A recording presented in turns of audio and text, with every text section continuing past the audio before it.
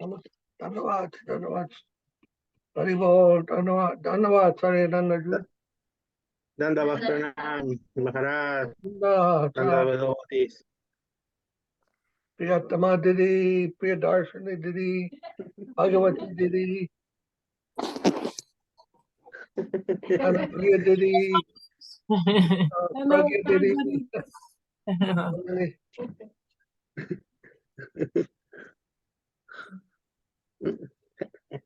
How are you, Maharaj? I'm good, Prabhu. Jai Oma Devi, Haribol. Hare Krishna, Dandavat Pranam Maharaj. Dandavat Pranam Prabhu. Dandavat.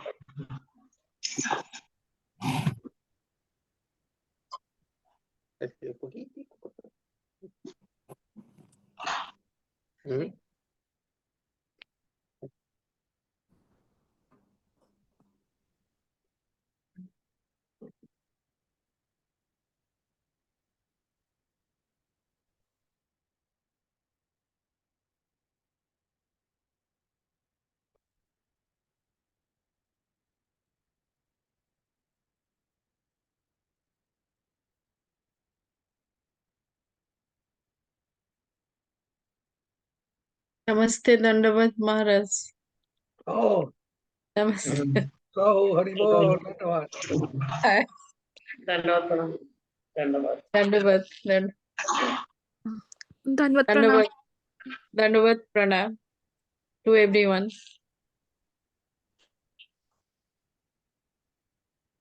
Hare Krishna. You Hare look Krishna. very happy and enthusiastic for so late at night. For you, it's late night, huh? Yes. I'm waiting for your this thing. So I just I see. good to see you.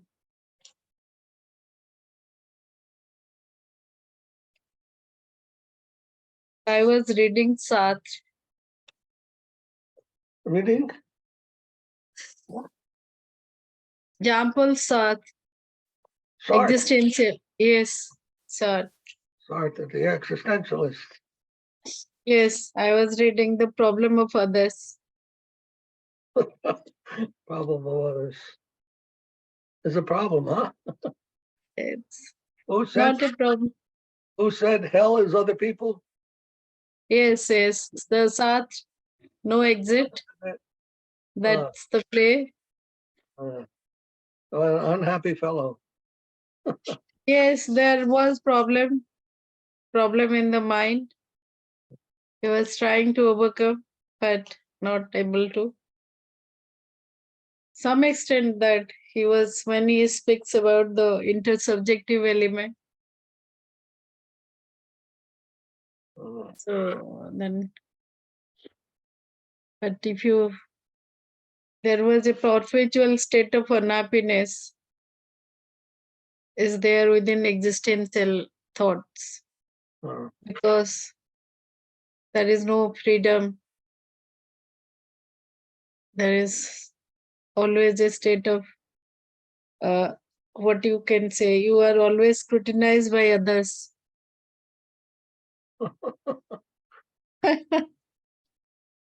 So Problem is, in Sridhara is always told, and Hegel also, that the other is the content of your consciousness.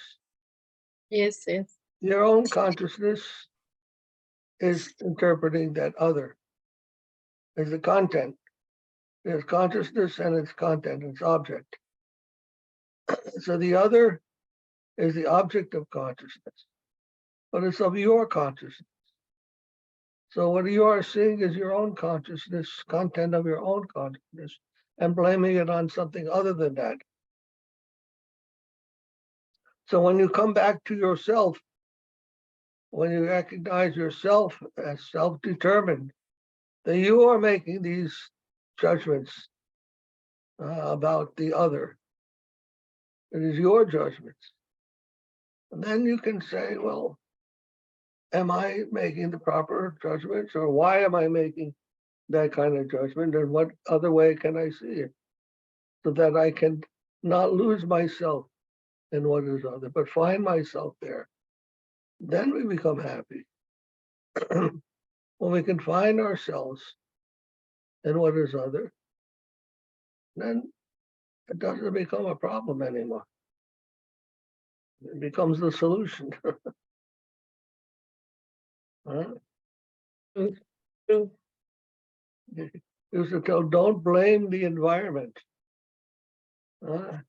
Says a bad workman quarrels with his own tools. I didn't make it properly because my tools weren't good. He doesn't blame himself. But I like, some extent, I like existential approach to understand your own self. Sometimes, and also provide you some kind of idea that Dhanyavad, Sri Shambhar. Krishna Maharaj, Dandas Maharaj. Dandas Krishna But Kesha Prabhu, Dandas to all devotees. Dhanyavad. The problem is existence is only one side. One yes, side. yes, There's also the concept, the conceptual part, the subjective part. It's contributing. It's in there. It's in the existence. We don't recognize the concept that's existing along with existence. Hegel called it conceptual realism. The concepts in our mind are not only in our mind, they're in things themselves. They're in the things themselves. That's the mistake we make, that we think the concept is in our mind and the world is out there, other than our concepts. But the concepts and the objects, they are intertwined, integrated with each other. You can't eliminate what your conception is from what you see in the world. You can't actually separate them. That's only a misunderstanding that they are separate. In reality, they are totally inseparable, actually. Distinct, no doubt, but they're not separable. Just like many things are like that. Distinct, but not separable. We say day and night, but does day have any meaning without night? Can we speak of day if we don't know what night is? We say they're different, but where's the difference come? They're connected. No, there's no line. It says this is day, this is night. And the amount of light, the line doesn't exist at dawn, at dusk. There's no real line there. It's a kind of fuzzy. They transform into one another. And actually, the reality of day and night is their transformation from one into the other. Not that they are two separate realities. They transform. That is their truth. They are becoming one another. And thank you. in the most extreme case, Hegel said, being and nothing are the same. They are just transforming into one another and what we call becoming. Because we cannot see, we cannot grasp that being and nothing are part of what we call becoming. We think they are incompatible with one another, rather than they can flow into one another. But they can come in contact with one another and form another higher concept. But we have to have the ability, the intelligence to understand that higher synthesis of at the lower level we see as opposition, a mere opposition. Life itself is a combination, a synthesis of living and dying at the same time. From the point of your birth, you're living. From the point of your death, you are dying. If you look at your life as having 2 points, a birth, and at the end death, well, between birth going toward death, that's called living. But from death going toward birth is called dying.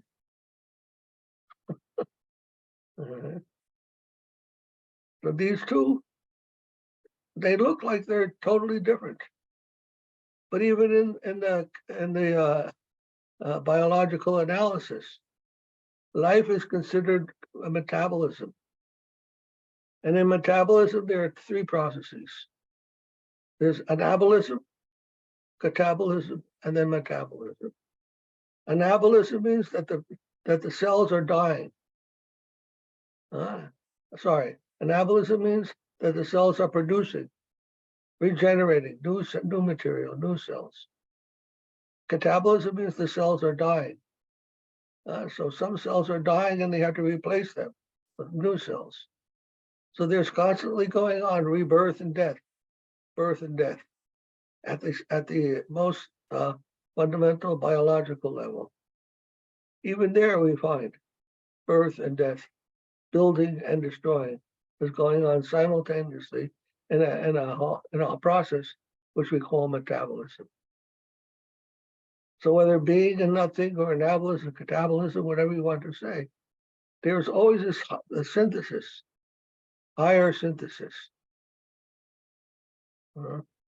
So between our subjective conceptual realm and the existential, objective existential realm, there's also an integration, a process going on. One is called objectifying, the other is subjectifying. Cognition means subjectifying. When we cognize something, know something, we raise it from its objective level to its subjective. When we will something, to do something, when we act, we take what is subjective and manifest it in the objectification.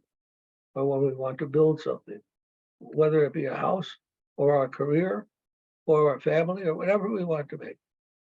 That is one process. And it's going on with the second process is the subjectification. Objectification, subjectification. These two are working together. And that is called life.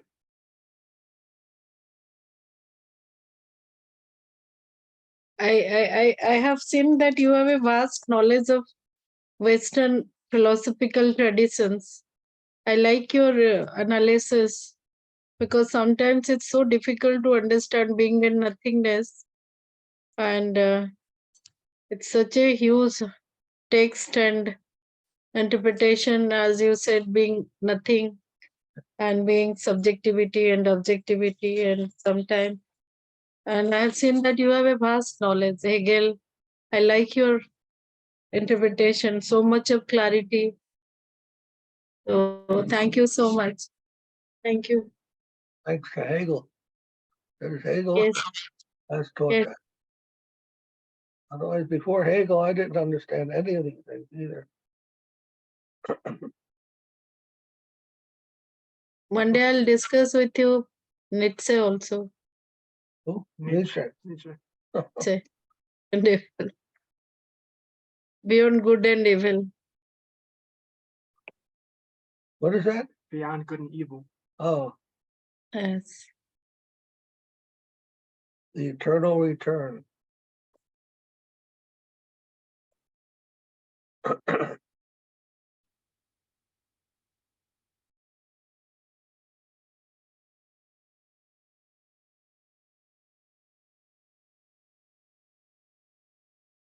Okay, so let us begin with Vandana. And we can have our discussion.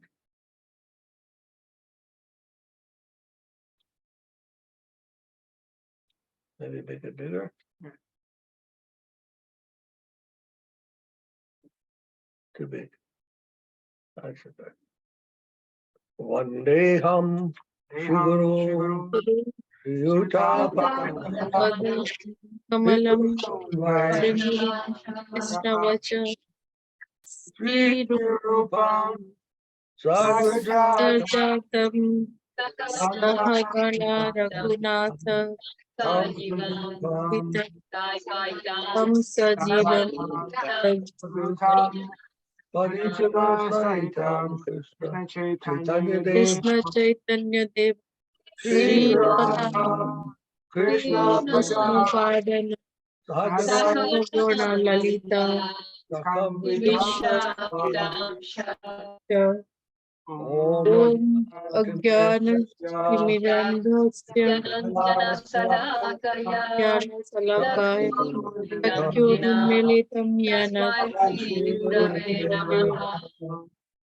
Puja Varga Bandita Sada Purva Parva Parampara Prajya Pramusa Kretaha Nirmala Rasayam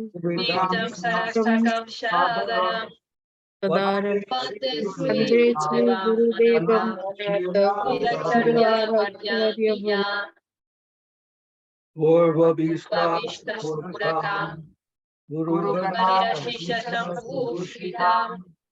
Kunchachintya Samasta Vedan Punam Tirupa Santanugama Govinda Vidhamam Ujalam Tarasanam Bhaktyavam Vande Vishnu Gurun Mahachadibhya Tata Prema Mohi Vijatam Devam Devam Dishyatanum Palakajalankitam Nanda Puram Sadaika Varanam Vairagya Vidyamuditam Siddhanta Nidham Bhakti Lasitam Sarvasvatanyam Varam Panditam Subhadam Made Sri Siddhanta Bhakti Yoga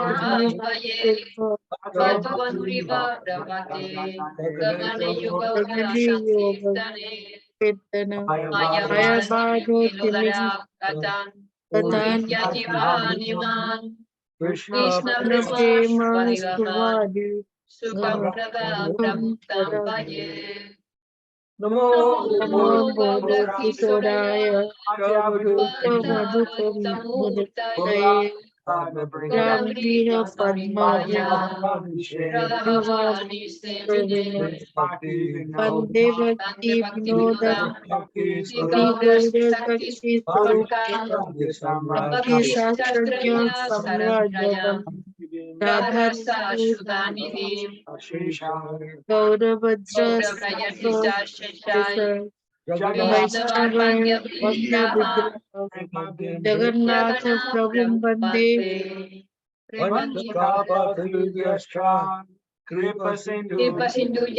Devacha Pratita Nama Pavanabhayo Vishnaveyo Namo Namaha Panchatattvam Nam Bhaktarupa Surupakam Bhaktavataram Bhaktakyam Namami Bhaktakyam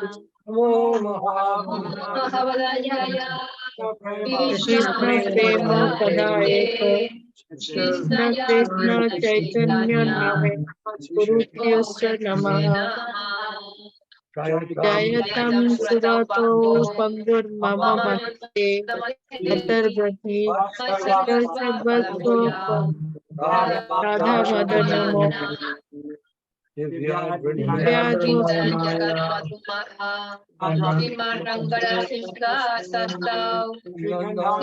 Srigandharva Sula Govinda Deva Pativiha Setai Rasa Rasambi Antivaka Tatakya Kasma Seneka Gokul Gopinathaya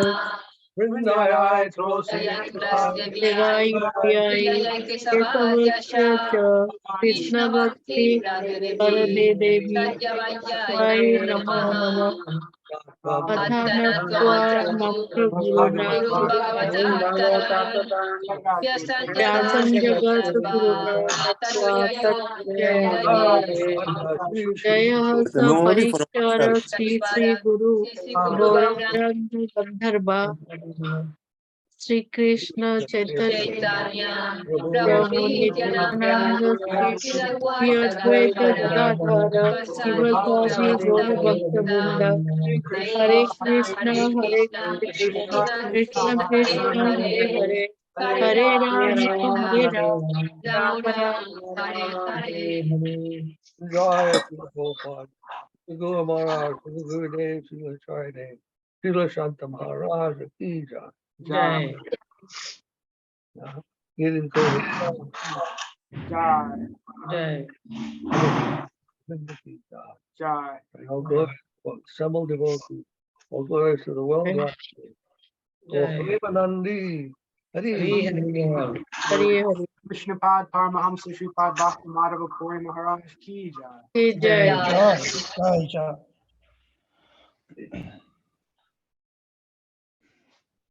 Remember Nelson? Yeah. Nelson? Nelson, who's it? Harinanda Prabhu's friend? Oh, He is here. Nelson. Namaste. Hi, how are you? Hi, how are you? Good. Good to see you again. See you. We haven't seen you in a while. You been okay? Yes. I'm not here every time the meeting is end. What's that? The meeting is end. Just No, start. Yeah, we Okay. started about 25 minutes ago. Okay, sorry. I'm late, but I'm here. Okay, good. Better late than never. Yes. All right, let's read from the Prapanna Jivanamrita.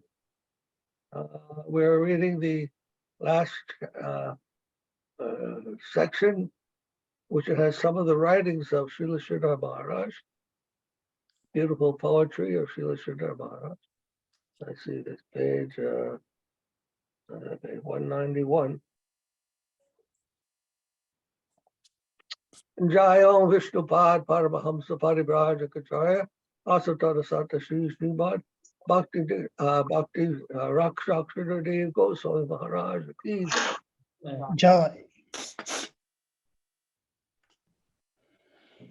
The last time we read his poem that was dedicated to Srila Bhakti Siddhanta Saraswati Thakur. Now he's writing a poem dedicated to Bhakti Vinod Thakur. Srila Maharaj was always thinking how to please his spiritual master, Bhakti Siddhanta Saraswati Thakur. So he thought the best way to please him was to glorify his spiritual master, Bhakti Vinod Thakur. And in that spirit, he wrote this poem, Bhakti Vinod Viraha, talking about separation of Bhakti Vinod Viraha. 10 prayers, remember, in separation from Srila Bhakti Vinod Thakur. His idea was by writing this, he was hoping to please his spiritual master, had so much love for his own spiritual master, Bhakti Vinod Thakur.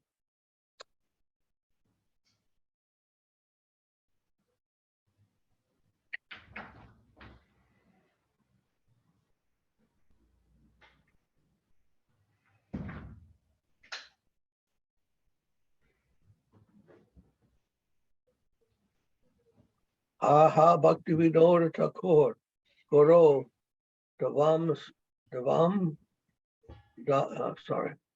Satiste Sama, Nirga Dukkha Parad Esesha, Virahat Dushtikirta Boryam, Jivanam Bahu Janma Punya Nivaha Kritam Kuso Mahi Mandale Avirbhava Kiram Sakara Cha Pavan Trigora Shakti Swayam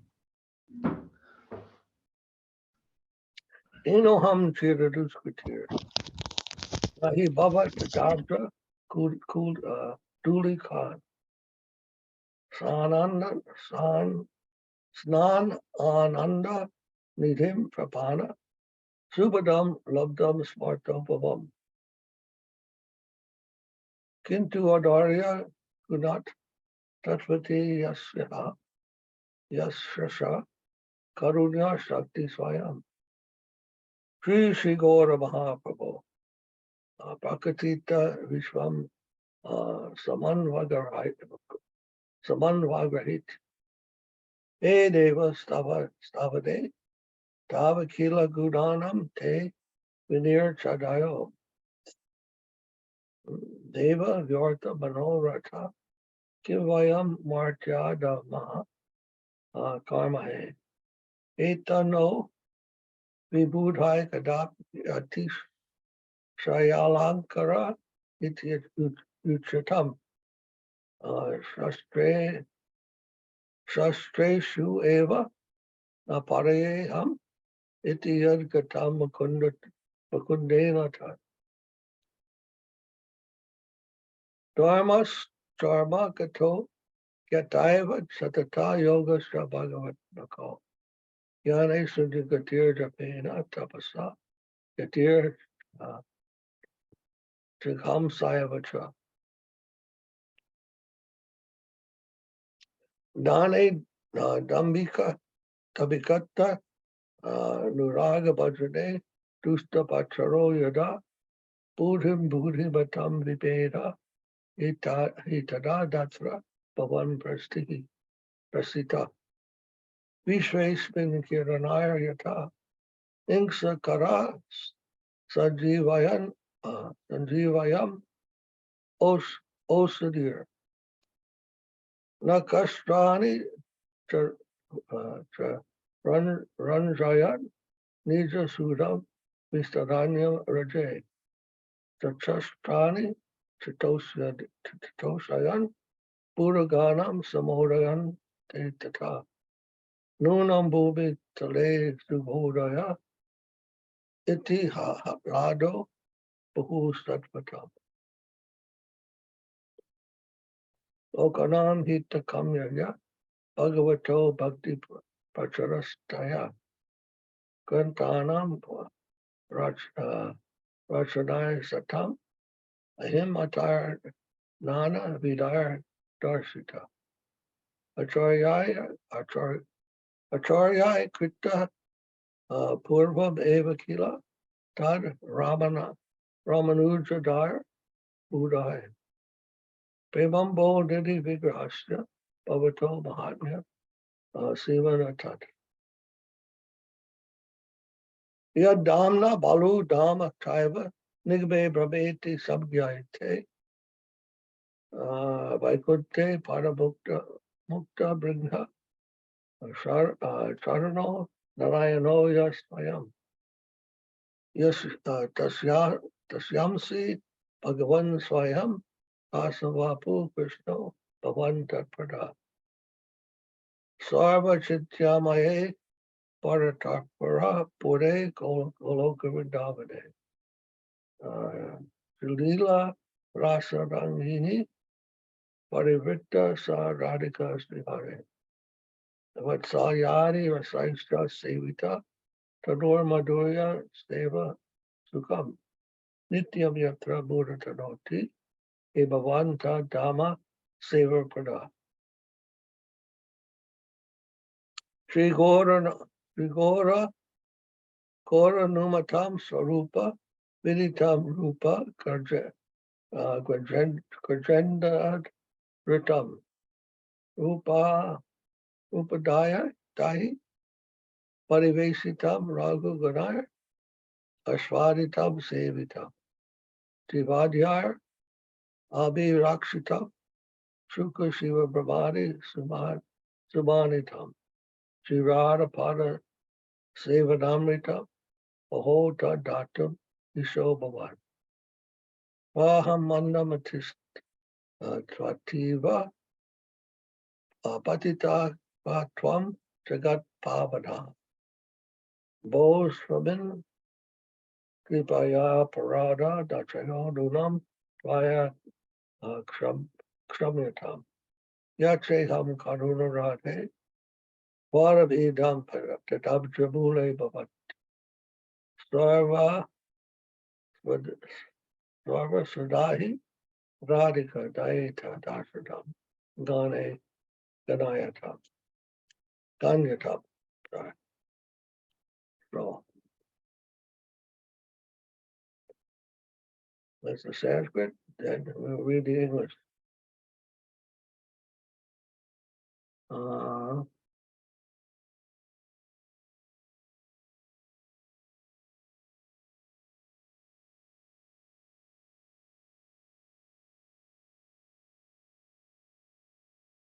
Anupriya, are you there? Wonderwords, Maharaj. Would you like to read the first one? Yes, Maharaj. Alas, alas, O Bhaktivinoda Thakur, O Supreme Guru, for 22 years this world has been plunged into misfortune, long grief stricken in your intolerable separation. You are the divine potency of Sri Gaura, and you graciously made your advent in this earthly plane, being attracted by the living beings, virtuous deeds performed throughout many lifetimes. Yeah. And Ayananda is there? And dropped off somehow. Oh, there he is. Would you like to read the second? Thank you. Since I am lowly and very wretched, I was not my lot to reach the ocean that bestows the fortune of surrender. The ocean on the ecstasy of bathing in a particle of the dust of your hollow feet. Yet, due to your magnanimous nature, you gave your grace to the whole universe, personally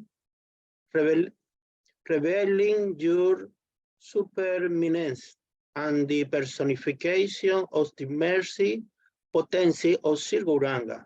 That is, by coming into this world, I received his grace. And then Uma Devi, would you like to read number 3? Yes, Maharaj. Dandavata.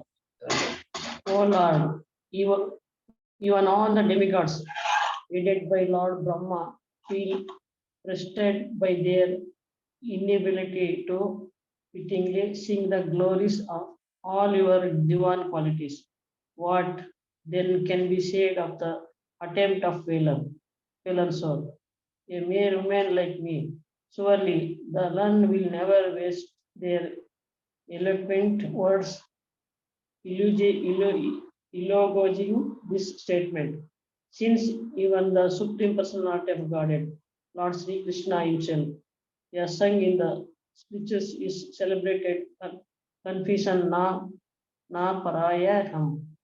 I am unable to reciprocate your devotion. Okay, yeah.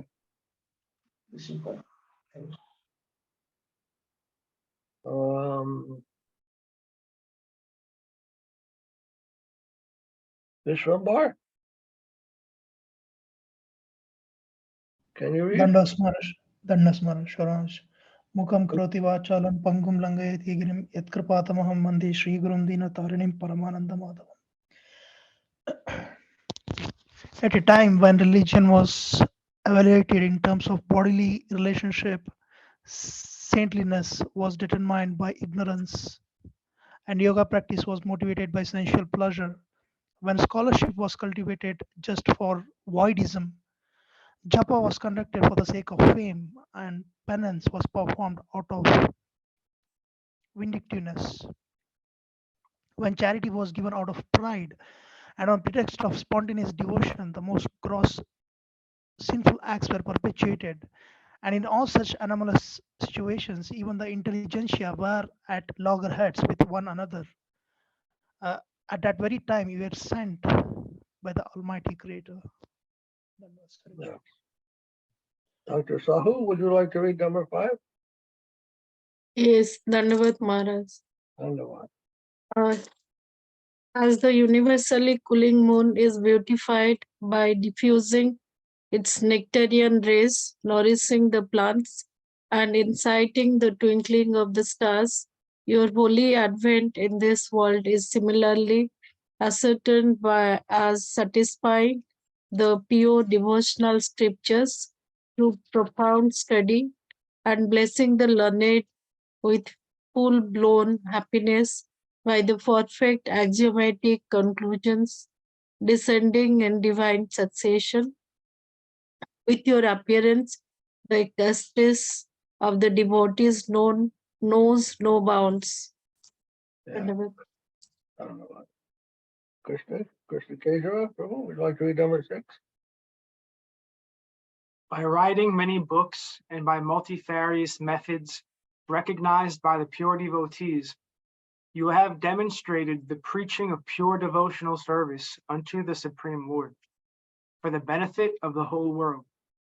We have heard of similar achievements in previous times by stalwart scholars such as Sri Ramanuja and many other acharyas, but the glory of you, the very embodiment of the nectar of divine love, does not end, cannot be confined here. Right.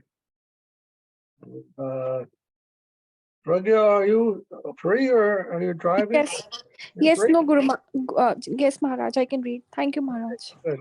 Thank you. Merely the effulgence of his divine abode has been designated by the title Brahman in the Vedas, and only the expansion of his expansion is sought after with great tribulation by the foremost yogis. The most exalted of the liberated souls shine resplendent as the bumblebees as at his lotus feet.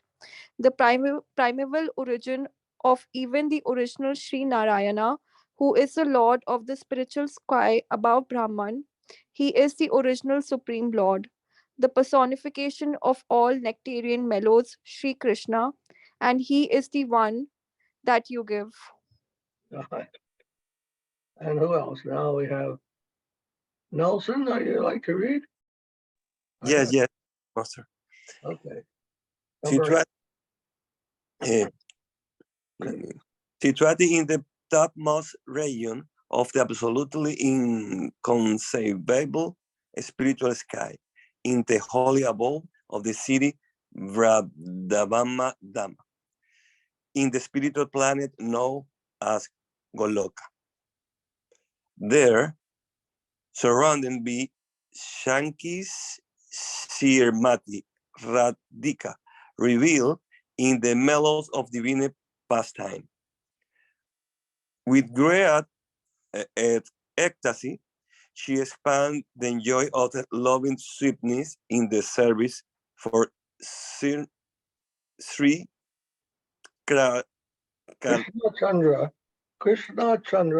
Krishna Chandra, thank you, who is otherwise served in for relationship up to parenthood. You, O Thakura Bhatikivinoda, can give us the services of the Holy Dhamma. All right, thank you very much. Then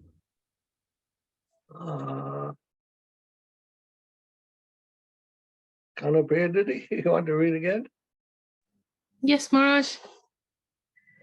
The internal purport is known to Sri Sarup Damodar by the sanction of Sri Gaurachandra, of that which is adored by Sri Sanata Goswami, and distributed by the preceptors realized in transcendental mellows, headed by Sri Rupa Goswami, that which is tasted and enhanced by Sri Raghunath Das Goswami and followers, and carefully protected by the votaris headed by Sri Jiva Prabhu, and that which from a respectful distance is venerated by great personalities such as Sri Shuka, Lord Shiva, the chief of the demigods, and Lord Brahma, the grandfather of all beings, O wonder of wonders, the nectarine rapture of servitude unto Sri Radhika, that too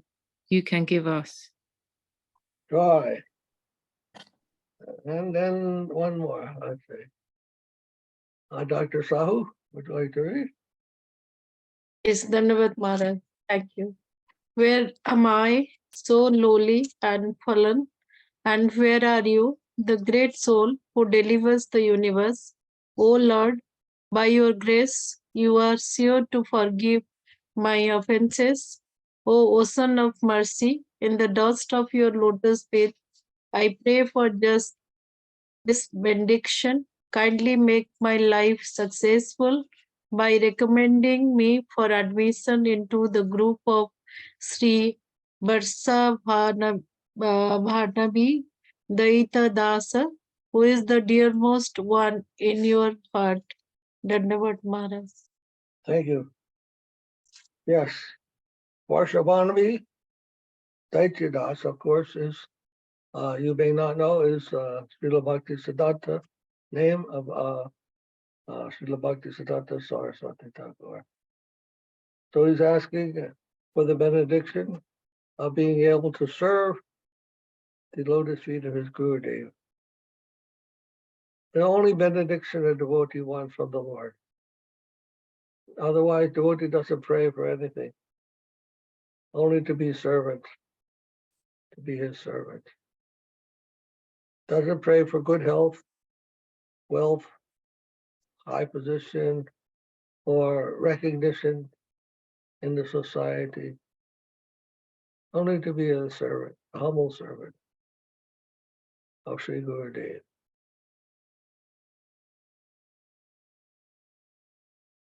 That is called Shuddha Bhakti, pure devotion. Those who want something in return for their devotion, they are considered businessmen. Either Gyan Mishra Bhakti or Karma Mishra Bhakti. Gyan Mishra means they want some knowledge for their personal glorification, personal edification. Or they want Karma Mishra Bhakti means they want some benefit, material benefit from their devotion. Some people offer so many things. They want to build temples and so forth and so on. So their life will become auspicious. They're not thinking of going back to serving Krishna. They're thinking in this life how to make it better, make it more pious, more auspicious. So they do things like building temples and offering sacrifices, reading Srimad Bhagavatam and so forth. But the mentality is always for what they can get out of it. That is not considered devotion. Devotion means serving Krishna because that's what Krishna wants. Our purpose is only to please him, to serve him. That is the true understanding. Krishna and Nityadas, unconditional service. Whether we are in heaven or hell, it's unimportant. Devotee feels like that. Maybe in a hellish condition. He doesn't pray to get out of that. Dear Lord, you'll put me in this position. Just help me to remember your service. Very profound feeling. Jnana-sunya-bhakti. Jnana-sunya-bhakti. That's the highest platform. Vishwambar Prabhu. Highest platform is Jnana-sunya-bhakti. Not looking for any answers. Only looking for service. Only question that he asks is, how may I serve? How may I serve? The only question he has. All other questions are unnecessary. If he can answer that one question, if he can engage in service, then he will receive, that is the blessings of Chaitanya Mahaprabhu. That is the blessings of Krishna. Our service to him. Service. Loving service. This is how do you express your love for Krishna? By serving him. You can say, oh dear Krishna, I love you. That's not going to do it. What are you doing? How you are serving him? What are you doing to please him? That's how you can experience and practice both at the same time. Practice and experience love of God by actually engaging in service. Krishna is very hard to think what can do to serve him. If we think, whatever I think in my mind, Krishna wants, I can do that. It's not serving Krishna, it's serving your mind, serving yourself. It's not your mind that can decide what Krishna wants. Krishna does not tell us that. He tells us serve his servant, serve his devotee, serve the Acharya. Acharya mam vijaniyat. Our service is to the Acharya, not to Krishna. We cannot approach Krishna directly. He is infinite. How you will approach? What will you approach? So we have to serve his servant, Acharya. This is the instruction given in Shastra, given by Guru. Service to Guru is service to Krishna. That he accepts. And that is concrete. And that is genuine. That is sincere. That is real.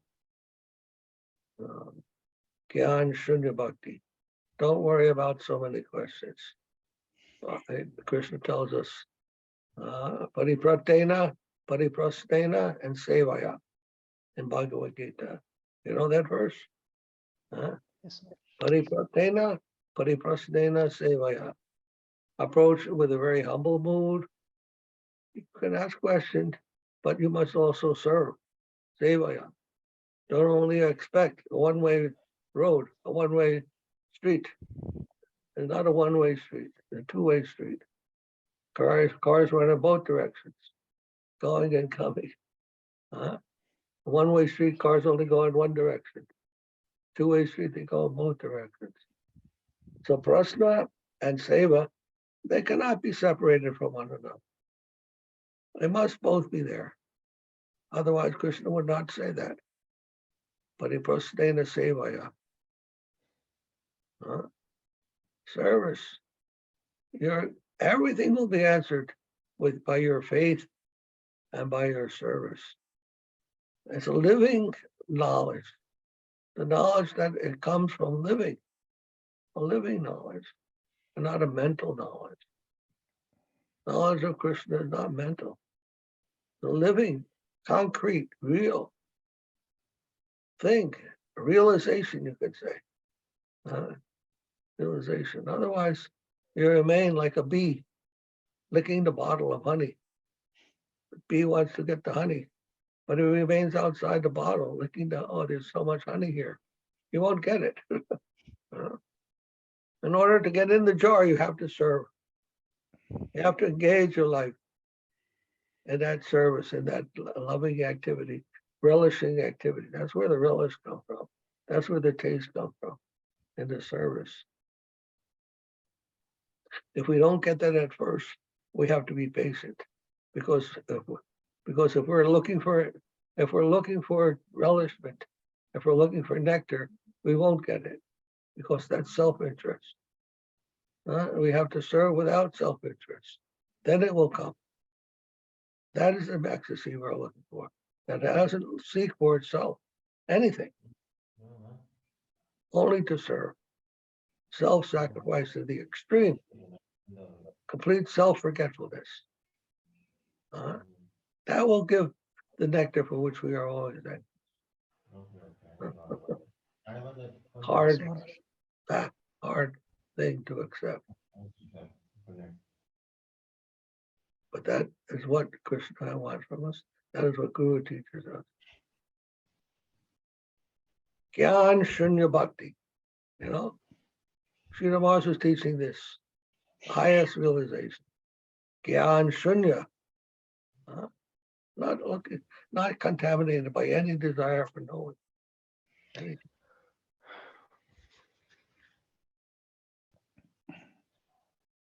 yes. Any questions?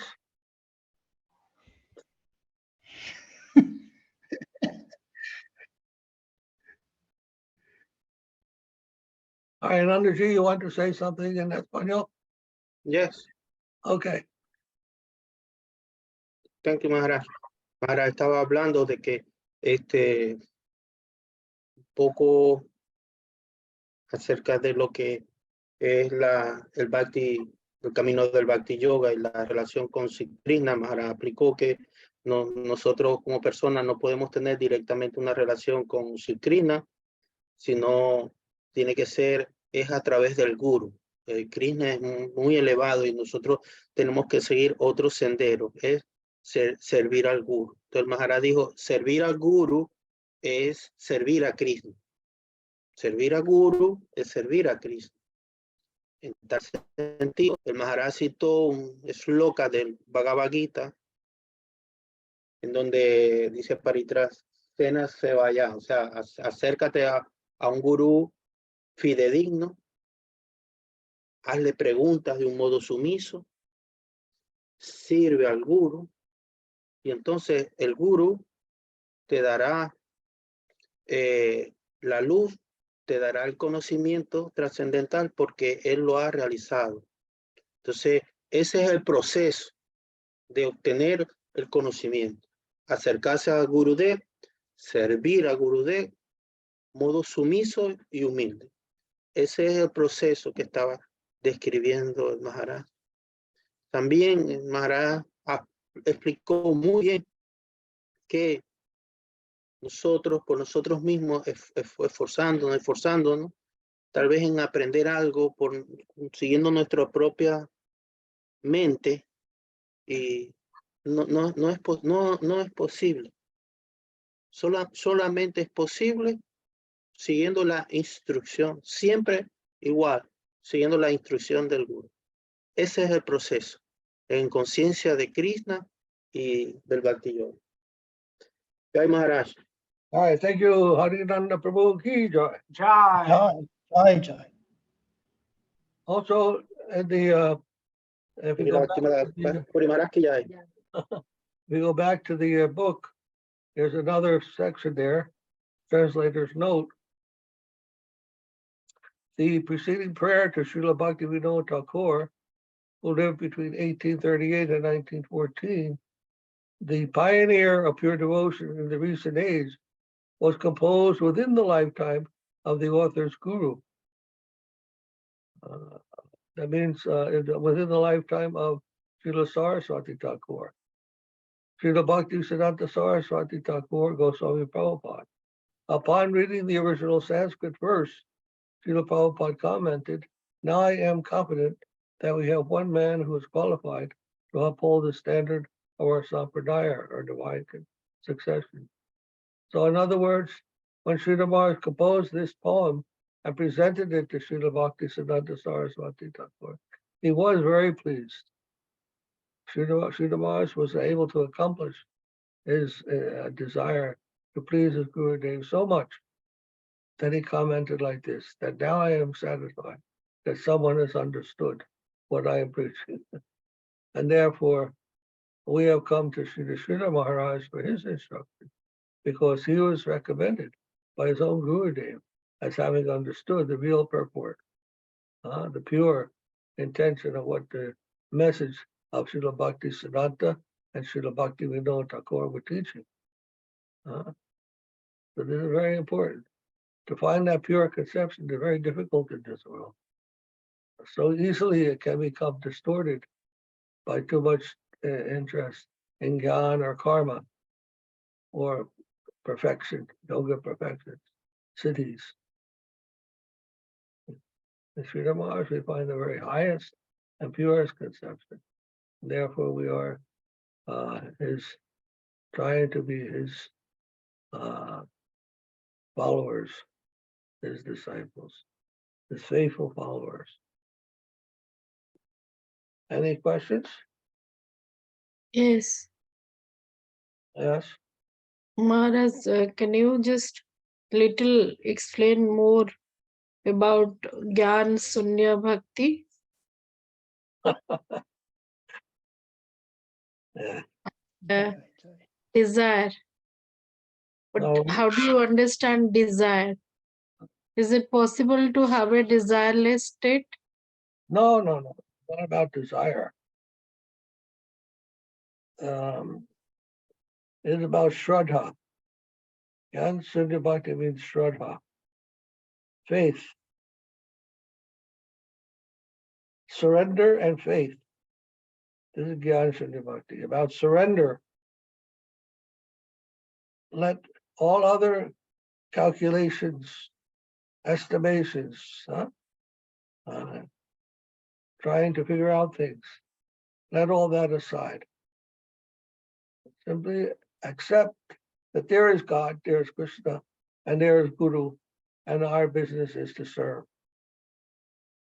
In a very simple-hearted way. Simple-hearted way. With just your faith. Faith in that. Certainty that that is a process that Gurudev is giving us. If we read carefully everything that's being told, and we accept that with full heart, that is Jnana-sunya-bhakti. With faith. Your heart, faith comes from your heart. But not that it's blind. You have to understand what you're putting your faith in. What does that faith require? And that requires hearing the message of Gurudev, reading the books, understanding properly what Gurudev is saying, and then doing that. Being convinced that this is what I must do. What else are you looking for? What are you looking for? This is the main thing. Yes, if you have desire, what do you want?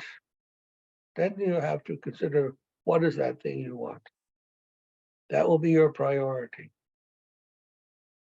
So our priority, our desire has to be, I just want to serve Krishna.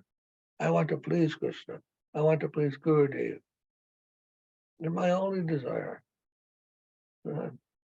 Make yourself one with the words of Gurudev, with the instruction of Gurudev. If Gurudev says it's a stick, pick it up. And you say, yes, Gurudev. And he says, no, put it down, it's a snake. And you say, yes, Gurudev, and put it down. Like that. That is being one with Gurudev. That's what we want. That should be our desire. No other, what do you want to say? Consideration. No diverse opinion. Unalloyed. Huh? Unalloyed. Unalloyed. Unalloyed love. Unconditional love. Mahaprabhu also taught that. Ashli Shiva Pararatam Purashtama Adarshanam Mamahatam Karotuva Yadai. What is that? I don't remember now the rest. But he said, you may do anything to me. Crush me, step on me, tear my heart apart. But you are always my Lord. Unconditionally.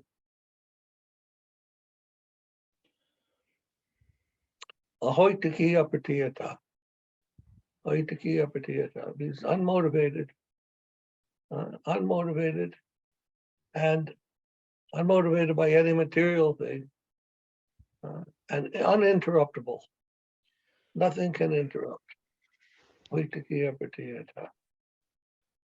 Unmotivated by any material desire for karma, jnana, yoga, and uninterruptible means unconditional. Nothing can come to break your faith in Gurudev. This is not ordinary teachings. You never find this type of teaching in the world. Nobody tells you have complete faith, blind faith. Nobody teaches you that. They'll think you're stupid. You tell them that. Well, you're going to have blind faith, and that you are not intelligent. And Krishna is saying this is the most intelligent thing. Who recognizes that all your so-called knowledge is all idiocy? All your knowledge that you're calling knowledge than mere idiocy. I was thinking of that today.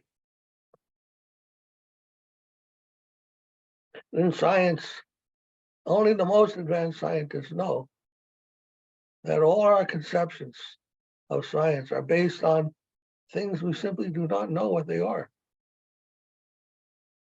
Like when I had got my Ph.D., I read one quote from Sir Arthur Eddington, a scientist philosopher.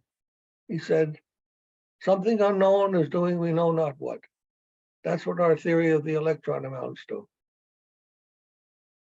All of science, physics, is based upon the electron, and nobody knows what it is or what it's doing. What kind of idiocy is that? And a whole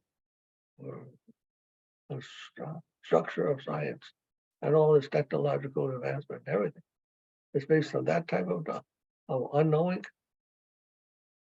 And it all seems so important and so dangerous and whatever. But it's all based on idiocy. And most people who act in this world are complete idiots. They don't know what they're talking about. We don't like to say it like that, but the fact is,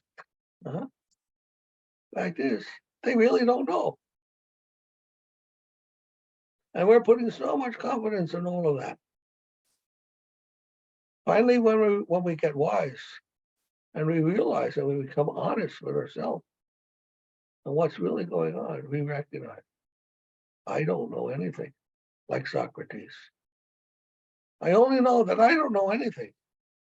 This I'm sure of. That kind of realization is necessary. And then what?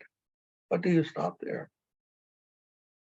Well, we know that from the Shastra, there is some knowledge that there is God, there's the absolute. That is above us, above everything, and controlling everything, because this world is not going on chaotically without any control. That's another foolishness, to think that everything is happening randomly. And they're believing this. It all happens by chance. This is their conviction.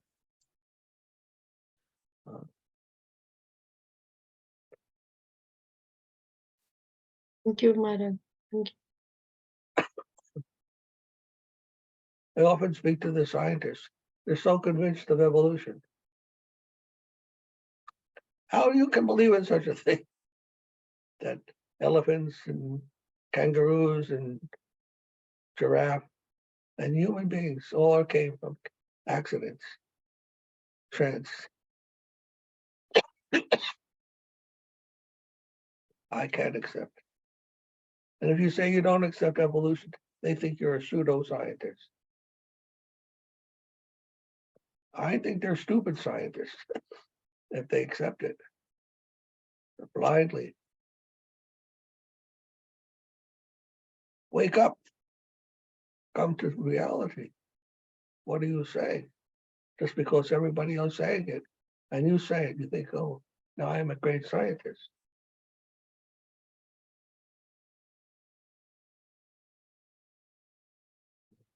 Any other questions? Sorry to be so blunt. Maharaj, Anindita lie in Spanish. Okay. Maharaja explicó más o menos que la gente comúnmente piensa, materialista, piensa que mientras más conocimiento tengan, son como más elevados, son como personas superiores, y piensan que las personas que a veces que aparentemente humildes, inferiores. Pero el Maharaja explicó que si Chaitanya Mahaprabhu siempre hablaba de que había que tener humildad, una de las características principales, ¿no? en nuestro proceso, y que una persona aparentemente ignorante o idiota o estúpida, para los ojos del mundo, para los ojos materiales, puede ser esa persona idiota, estúpida. Pero si esa persona sigue a un maestro espiritual, a un gurú, y cumple con sus deberes, esa persona en realidad debe ser considerada la más inteligente de todas las personas, porque la inteligencia no se mide por la cantidad de conocimiento o material que puedas tener metida allí en tu mente, sino se mide por otro factor, que es el factor interior, porque realmente la verdadera inteligencia no es la material, sino es la que está conectada directamente con el Señor Supremo. Por eso el Maharaja dijo que los científicos materialistas prácticamente basan todo el universo en los electrones, en el átomo y en las partículas más pequeñas como los electrones, y todas sus concepciones filosóficas y todo el desprendimiento ideológico que de allí surge puede catalogarse de material si no está conectado con la realidad suprema o con el Señor Supremo. Por lo tanto, ese tipo de científicos también son científicos materialistas, y ellos son los que son estúpidos, no los devotos. Los devotos son personas muy inteligentes del más alto nivel. Entonces, Maharaj siempre ha predicado acerca de la verdadera ciencia, que la vida proviene de la vida. La vida proviene de la vida. Esa es la esencia de la verdadera ciencia. Y es lo que el Maharaj, Srila Bhakti Puri Maharaj, Srila Bhakti Niskama Shanta Maharaj, Sripad, Maharaja predican por todo el mundo, una prédica devocional, pero también científica, y es ahí donde nosotros tenemos que enfocarnos. Más o menos, en general, es lo que ha explicado Gurudev. Jai Maharaj. Right, Prabhu. Thank you. Muchas gracias.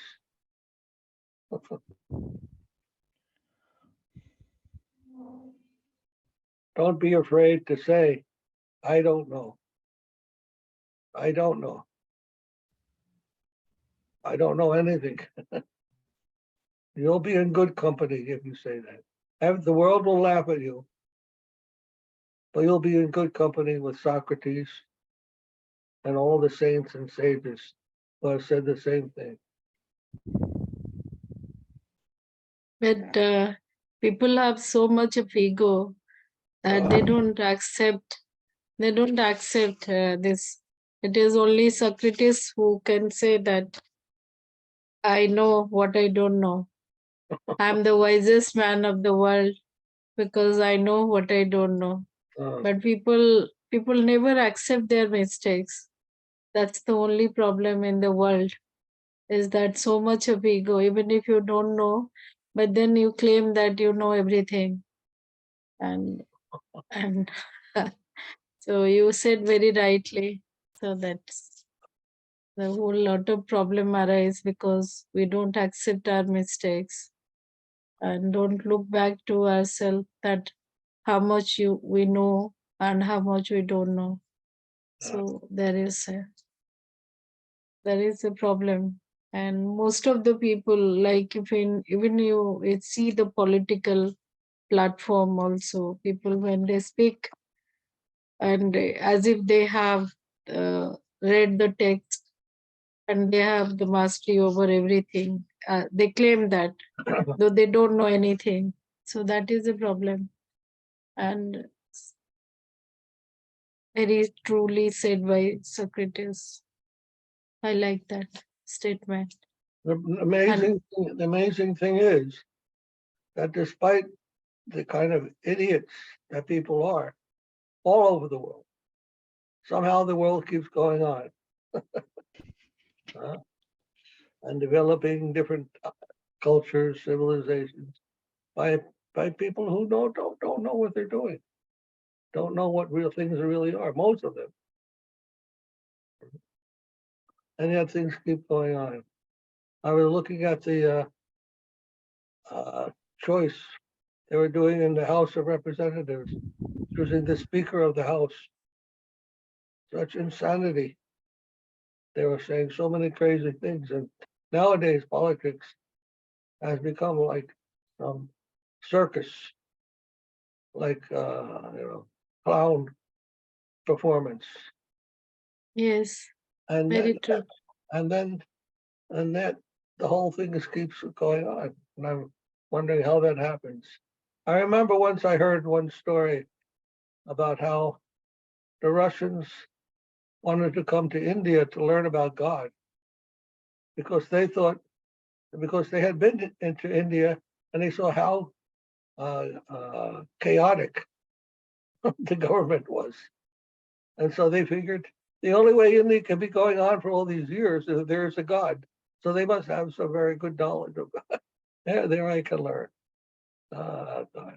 Because otherwise it's not possible for such a chaotic system to do anything possible, anything beneficial. So this is how it's going on. We're all a bunch of idiots, but God is there and he's guiding everything. That's how we can understand that there is God. Hare Krishna. Vivo, Hare Krishna. Okay. And anything else? Maharaj, Dandas Maharaj. Yes. I know you answered all my questions when you spoke to me in the session, in this I meeting. all your questions without you answering them. When are you, like, I'm hankering for your WAPO association, physical association. If your health permits, please do come to India, Maharaj. He's hankering for your direct association. If your health is Ah. okay, please come to India. Go to Santa Maharaj. I am there. Thank you, Maharaj. Hare Krishna.